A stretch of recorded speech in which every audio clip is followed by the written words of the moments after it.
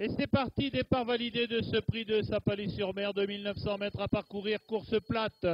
Un peloton assez regroupé pour aborder le premier passage devant les tribunes avec aux abords de la tête, eh bien, Timmy Rolly qui est bien qu'elle est à la corde avec à ses côtés le numéro 4, Coq du Village en troisième épaisseur. On retrouve le numéro 5, Kuxo de Pinguilly, et en quatrième épaisseur, eh bien, c'est le numéro 2, Winterfield.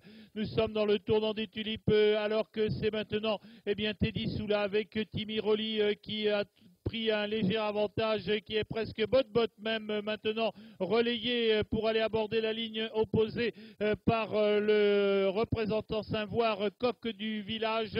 Ces deux concurrents sont dépassés maintenant pour aborder la ligne opposée par le numéro 6, Santo Massago, Thomas Anderson, alors qu'on passe à la hauteur des écuries dans cet ordre et qu'à l'extérieur on retrouve bien placé le 2, Winterfield. En cinquième position, eh bien, c'est le numéro 7 qui attend tranquillement Helios, bien casé à la corde, à distance des autres concurrents, emmené en particulier par le représentant de Christian, le représentant Marion, pardon, Chabalco, le numéro 8, la casaque rayée jaune et rouge.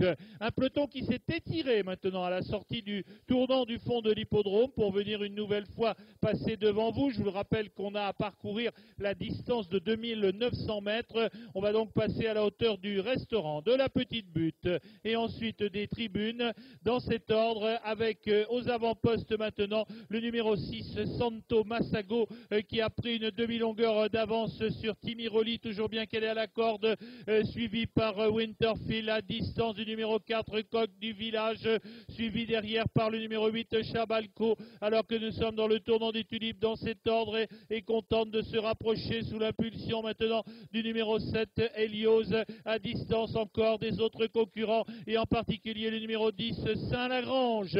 Un peloton qui accélère maintenant à l'entrée de la ligne opposée sous l'impulsion du numéro 6, Santo Massago, Thomas Anderson, Christian Baillet pour l'entraîneur. On lui résiste avec Teddy Soula, Timmy Rolly qui prend maintenant l'avantage à la hauteur des écuries et ils sont deux à avoir pris 2 longueurs d'avance sur le reste des concurrents, emmenés par Winterfield avec également Coq du Village à distance des autres concurrents où on voit le peloton s'étirer et une belle progression du numéro 8, Chabalco, qui fait un petit peu le yo-yo mais qui revient.